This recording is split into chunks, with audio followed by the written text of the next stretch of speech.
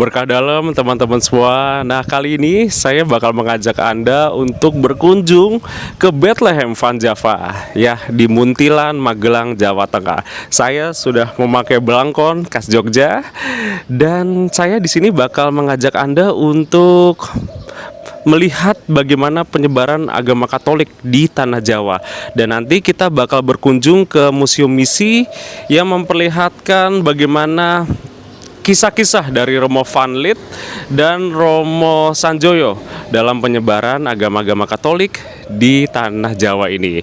Nah, kali ini saya bersama puluhan peziarah lain dan saya tiba di Muntilan itu Sabtu pagi tadi. Dan untuk itu teman-teman, kita akan berkunjung ke Muntilan dan melihat bagaimana suasana di kota yang dikenal dengan sebutan Bethlehem Van Java ini. Jadi saya tiba dari Jakarta itu Sabtu pagi tadi jam 6. Saya berangkat dari Jakarta menggunakan bus Handoyo dari Terminal Lebak Bulus itu hari Jumat sore teman-teman, dan saya menginap di pusat pastoral Sanjaya yang ada di Muntilan. Ini tepatnya berada di kawasan kota Muntilan, dan di sini saya akan mengikuti kegiatan selama 2 hari. Jadi di hari pertama, di hari Sabtu itu ada kegiatan ziarah ke Museum Misi, di mana kita bakal melihat bagaimana kisah dari Romo Van Lith dan Romo Sanjoyo. Dan di hari kedua bakal ada salah satu agenda yang bersejarah juga nih, Camino de Misionero, di mana saya bersama ratusan umat Katolik lain di kawasan Muntilan ini akan berjalan kaki menelusuri jejak misi dari Muntilan sampai nanti ke Mendut, ke gereja Mendut yang ada di kawasan Borobudur. Nah, ini bakal menarik banget karena ini baru pertama kali saya tiba di Muntilan dan saya langsung berkesempatan untuk mengikuti 2 kegiatan yang sangat bersejarah itu. Nah, ini adalah kawasan dari pusat pastoral Romo Sanjoyo ini teman-teman, yang ada di Muntilan, dan ini adalah lobi utamanya. Jadi ini adalah tempat retretnya ya, menginapnya. Jadi peserta yang dari luar Muntilan itu yang mendaftar berkumpul di sini dulu nih teman-teman, untuk di briefing, dan kita bakal mengikuti kegiatan selama 2 hari ya, dari hari Sabtu sampai hari Minggu ya. Jadi ini adalah kawasan dari rumah retret yang dikelola oleh Kuskupan Semarang ya. Tempatnya enak sih ya, adem juga di sini, dan di sini juga tamannya bagus. Dan ini baru pertama kali juga nih teman-teman saya nginep di sini. Jadi sebelum jalan kaki mengeliling Muntilan, kita coffee break dulu biar kuat tenaga. Dan saya ditemenin teman saya nih, Mas Rene, langsung dari Jakarta nemenin saya. Halo Mas Rene. Halo. Ini ada apa aja nih? Jadi ini ada pukis, Pastel. sama pastel.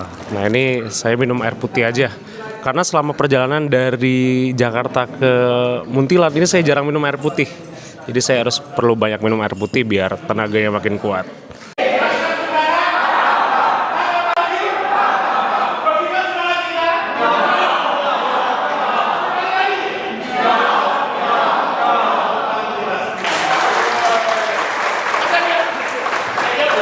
Tiga.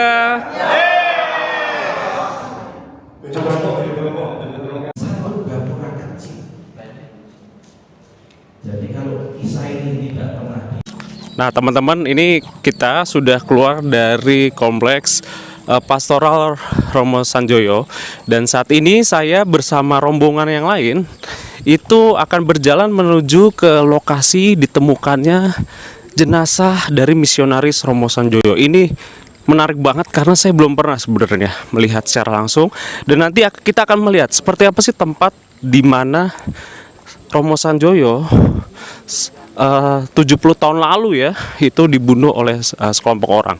Dan nanti kita akan berjalan itu sekitar berapa kilo ya? Sekitar 4 kilo sih kalau perhitungan. 4 kilo ya, lumayan jauh ya. Semoga kita tetap kuat sampai di sana. Baru kelas 10 kemarin, SMP SD di Jakarta. Gimana tuh? Ini yang menarik, ada adik-adik dari SMA College de Brito nih yang ikut. Ada, ini kamu siapa namanya? Nama aku Theo. Theo, ini siapa? Aku Jonathan. Theo dan Jonathan, kelas berapa ini? Kami baru naik kelas 12. Iya. Oh, kelas 12. Kenapa sih pengen ikut ziarah misi ini gitu? Teo sama Jonathan. Ya kalau aku sih sebenarnya karena agak gabut aja. Saya kan ini lagi liburan gitu. Jadi ya buat refreshing, buat jalan gitu. Karena juga ini acaranya juga Bapak juga yang bantu ngerancang gitu. Seperti itu. Oke.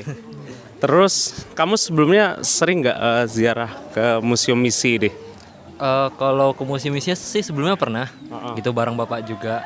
Dulu pas jalan-jalan di sini terus ke SMA Vanli terus ke Korkovnya juga pernah beberapa kali gitu. Gitu. Tapi kalau buat jalan secara langsung gini ya belum pernah sih keliling-keliling sini. Penasaran. Ya. Penasaran. Iya. Kamu tinggal di mana nih? Sekarang aku di Demangan baru. Jogja. Iya, Jogja. Oh, Jogja. Oke. Di Jogja. Oke. Terima kasih ya Theo dan Jonathan. Siap. Semoga kalian bisa menjadi inspirasi nih buat anak-anak muda Katolik lain untuk semangat melestarikan ajaran Katolik terutama di Jawa ya. Betul. Thank you. Berkah dalam.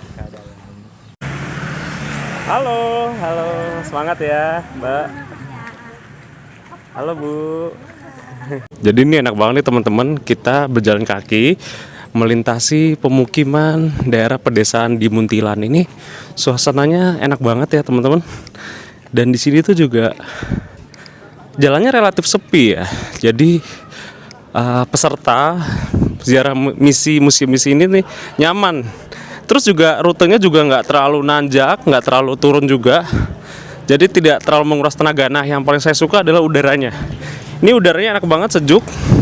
Ya tidak terlalu dingin, tidak panas juga. Jadi jalan tuh jadi lebih enak.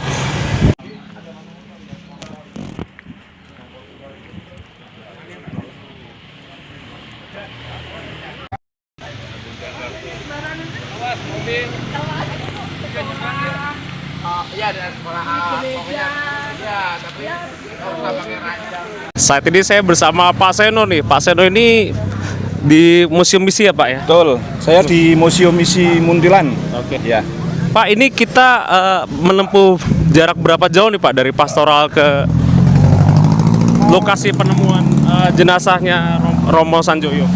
ya kalau dari tadi tempat kita yang namanya Pusat Pastoral Sanjaya Muntilan sampai lokasi ditemukan jenazahnya Romo Sanjoyo dan moga-moga tidak dilupakan, di situ ditemukan bukan hanya Romo Sanjoyo, tetapi Romo Sanjoyo dan Frater Hermanus Bowen.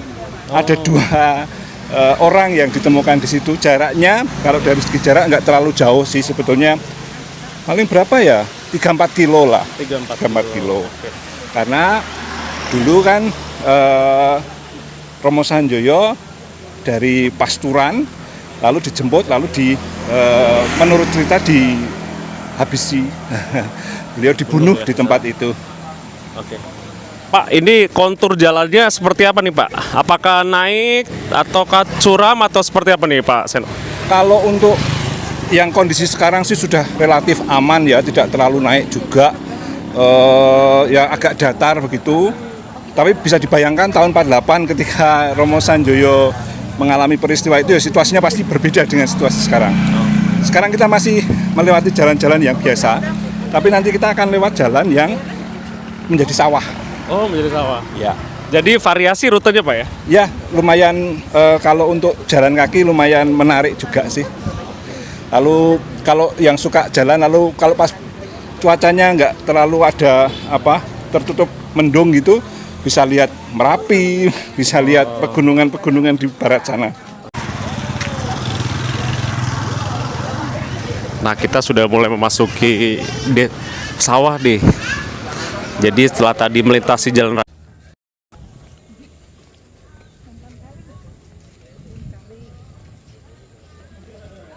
Nah, ini peserta jalannya harus hati-hati nih teman-teman, karena untuk menuju ke lokasi nanti itu harus Nah, jadi ini adalah tanah dan tempat di mana dulu Romo Sanjoyo itu dan Frater Herman Bowens itu ditemukan jenazahnya ya.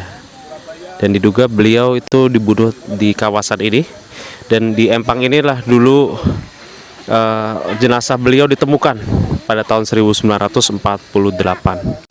Penduduk di sini juga tidak tahu persis bagaimana kejadiannya hanya mendengar suara letusan senjata tembakan. Dan Setelah dari kawasan Kembaran, lokasi ditemukannya jenazah Romo Sanjoyo dan Frater Herman Bowen, ini kita akan berjalan ke Bruderan FIC. Nah, di Bruderan FIC ini adalah kapel dan kamar di mana Romo Sanjoyo dulu pernah berada di sana ya. Nah, dulu Bruderan FIC ini juga merupakan seminari menengah Petrus Canisius yang kini dikenal sebagai Seminari Mertoyudan. Saat ini rombongan kita akan berjalan menuju ke sana. Jauh-jauh ke Muntilan ketemu Bu Agnes nih, tetangga saya warga BSD, saya Bintaro. Selamat sore Bu. Selamat sore Mas. Mas siapa? Saya Kano Bu, Kano Grahan. Kano, ya Mas Kano. Ibu dari BSD ke Muntilan naik apa Bu? Berempat bersama teman-teman naik mobil saja, bawa mobil sendiri. Oh, bawa mobil sendiri. Ya. Oh iya. Usianya sudah berapa nih Bu Agnes? Baru 72. Oh, baru 72. Beda jauh nih sama saya. Bu, kenapa sih pengen ikut acara ini gitu? Ya, saya memang senang untuk berjalan, terutama yang berziarah. Kan ke Camino juga. Melapah ziarah sudah. Nampak Jeru sudah. Lah ini ada Camino Muntilan ya. Ikutlah gitu. Nah, Jadi udah sering Bu ya? sering. Kenapa sih Bu pengen ikut gitu loh? Kan jalannya jauh gitu loh Bu. Ya mensyukuri rahmat Tuhan aja. Sudah sampai seusia ini saya masih sehat, masih bisa berjalan. Ya saya bersyukur saja. Jadi setiap kali berjalan saya mengungkapkan rasa syukur dan terima kasih saya atas rahmat kesehatan, rahmat segala macam anugerah yang telah Tuhan berikan kepada saya. Nah, Bu Agnes ini adalah umat dari Parokis Santo Ambrosius Villa Melati Mas. Ya Bu ya? Iya betul. Kedepannya ini pengen ikut acara apa lagi nih Bu Agnes nih? Kan nanti ada Camino kedua Mas. Camino kedua. Oh iya. Ya, nanti Camino kedua semoga saya masih hidup dan saya Amin. Kalau saya masih hidup masih bisa berjalan ya saya ikut. Iya. Keluarga support ya Bu ya? Iya, support. Anak cucu saya, suami saya semua support. Iya. Baik, terima kasih Bu Agnes. Semoga sehat selalu ya Bu dan bisa menginspirasi lansia-lansia lain agar tetap aktif. Iya, harus ya. Menikmati sisa hidup kita yang nggak tahu masih berapa lama kan. Ya. Terima kasih Bu, berkah dalam. Iya. Berkati boleh berjalan. Oh. Itu saja. Saya nggak minta yang lain-lain. Saya bersyukur aja. Saya masih boleh berjalan. Nah, saat ini rombongan kita sudah tiba nih di Bruderan FIC. Nah, nanti kita akan dipandu sama Brother Pur nih yang pakai batik. Beliau pengurus Bruderan di sini yang bakal memandu kita untuk melihat tempat ada yang di dalam. Salah satunya kamar dari Romo Sanjoyo. Nah, kita akan masuk ke Bruderan ini. Dulu ini adalah Seminari Petrus Canisius ya. Dan kita akan masuk. Nah, ini adalah ruang tamunya nih teman-teman. Bruderan FIC. Ini masih berada di kawasan Muntilan juga.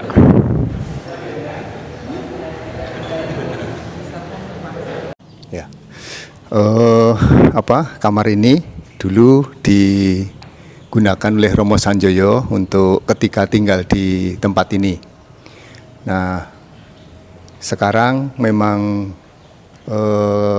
kita fungsikan untuk karena kadang-kadang keterbatasan dari kamar para buder, kadang-kadang banyak tamu, maka kadang-kadang juga dipakai untuk tidur para buder juga.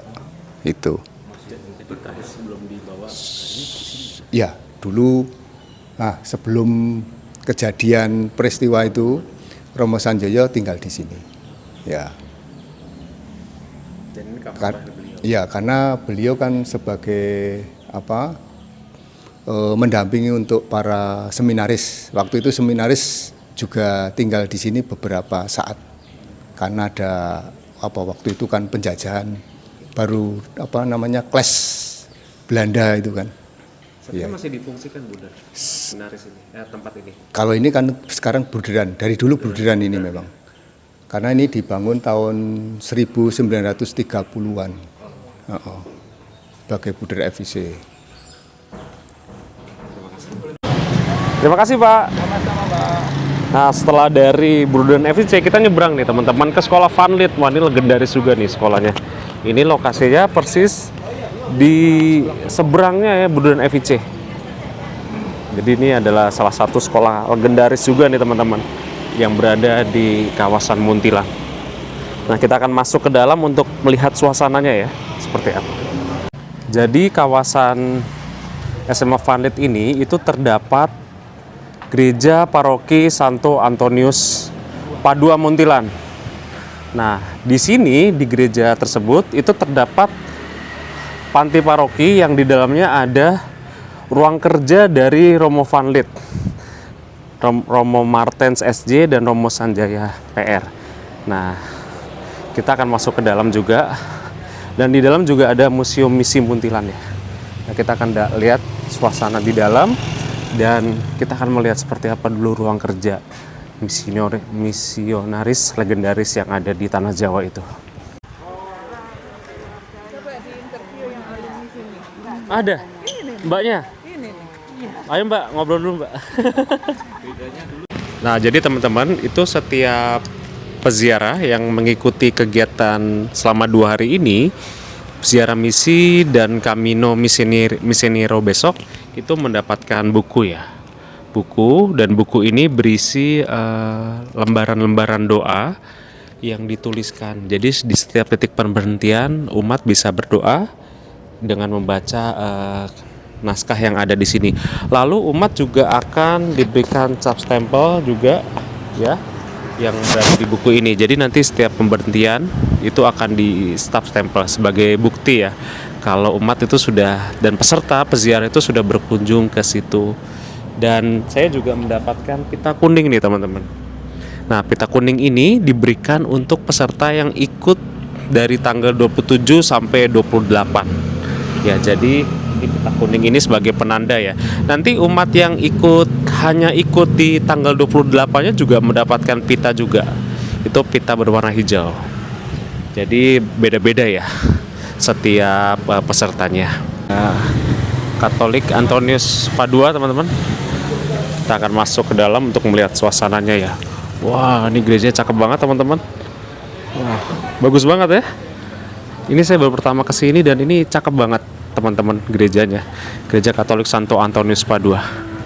Dan di bawah situ juga ada tulisan IHS atau Yesus Kristus ya.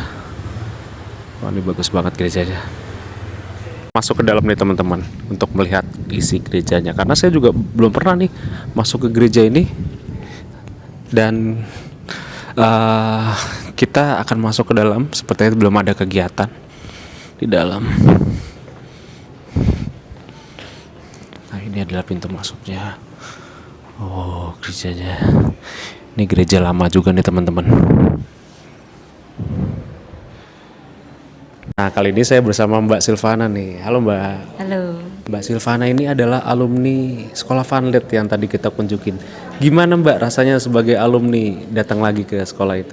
Ya kayak reuni ya. Napak tilas. Tahun berapa sih Mbak dulu lulus? Tahun 99 lulus. 99. Nah, kenapa sih Mbak sekolah Vanlit ini unik gitu? Menurut Mbak kenapa? Khususnya bagi umat Katolik ya yang ada di Muntilan bahkan juga di Jawa. Kenapa sekolah Vanlit ini unik gitu menurut? Karena nggak cuman main di akademis ya, tapi main di karakter. Jadi selain sekolah kita harus asrama. Kenapa kok harus asrama meskipun rumahnya di sampingnya sekolah? Karena pembentukan karakternya di asramanya itu gitu. Jadi 24 jam dibentuknya. Mbak, ini kan main lagi ke sini ya. Kenapa sih Mbak pengen ikut acara ini gitu? Pengen napak tilas Romo Vanlit lagi tapi dari POV lain.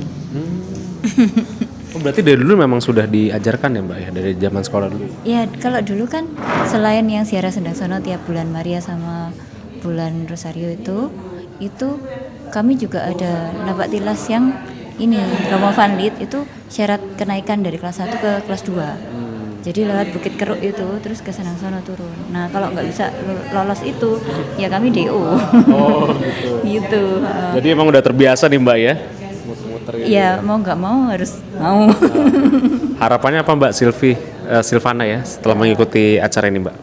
Harapannya kenal lebih banyak orang yang lebih peduli juga sama ini sejarah sama apa ya tentang ya apa yang jadi visi misinya Romo Van Lith dulu sehingga bisa nyampe ke lebih banyak orang.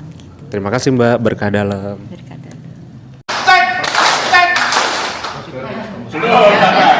Ya. Ketika saya bilang boom, silakan tepuk tangan 1 kali. Hati-hati sendiri ya.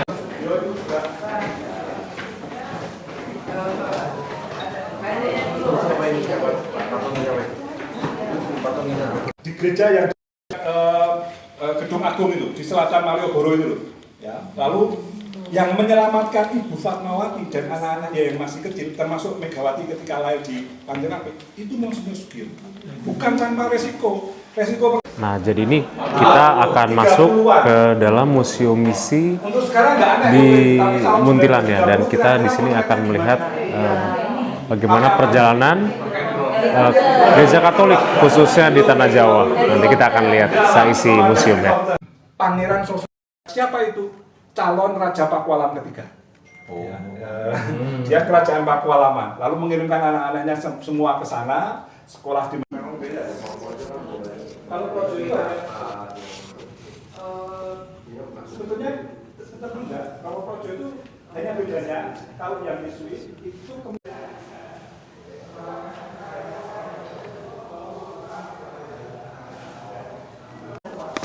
Nah, ini adalah nama-nama umat ya yang dulu pernah dibaptis, mengalami pembaptisan massal pada 14 Desember 1904 oleh Romo Van Lith di Sendang Sono.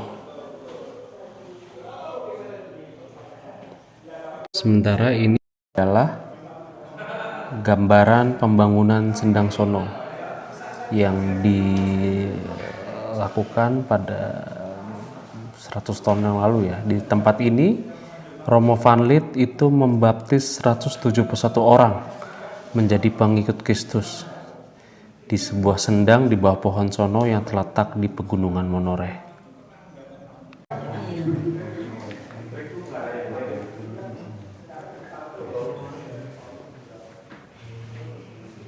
Nanti kelompok 2 akan berkeliling museum bersama dengan Pak Seno. Saya Romo Yohanes Wahyu Rusmana, pada saat ini bertanggung jawab di Museum Misi Muntilan dan kemudian juga bertugas di Fakultas Teologi Weda Bakti. Oke.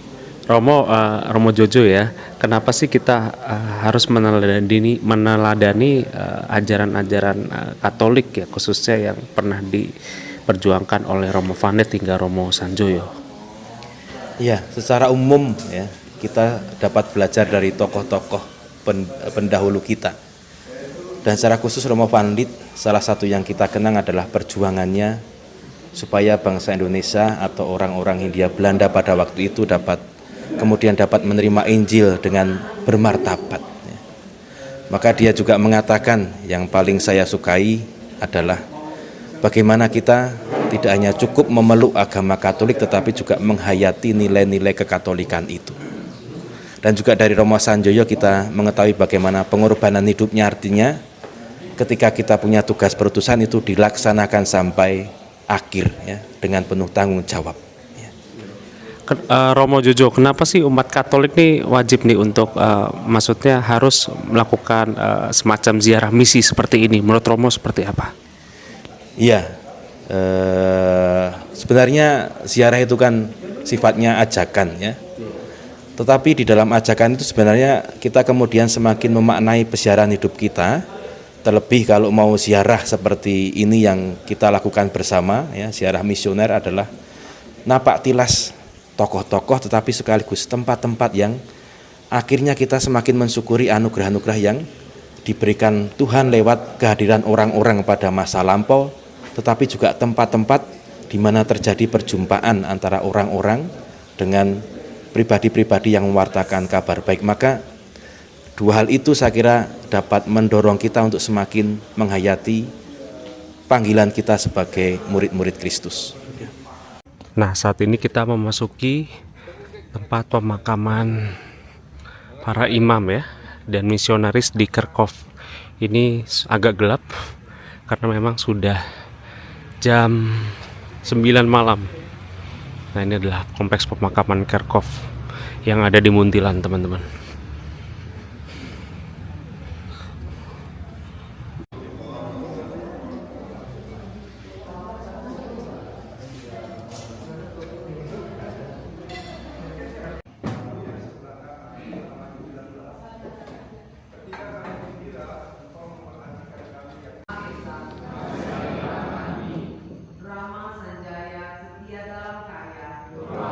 Teman-teman, itu dia, kita baru saja berkunjung ke sejumlah lokasi misi dan jejak-jejak Romo Van Lith dan Romo Sanjoyo di kawasan Muntilan. Menarik sekali dan saya sangat terharu ya melihat pengorbanan beliau dalam mempertahankan dan menyebarkan nilai agama Katolik di tanah Jawa ini. Semoga video ini bisa menginspirasi dan jangan lupa di video selanjutnya akan ada gongnya nih dari acara ini, Camino de Misionero, yakni adalah perjalanan kami dari Muntilan hingga ke Borobudur. Sampai jumpa teman-teman di video saya selanjutnya. Berkah dalam, Tuhan memberkati.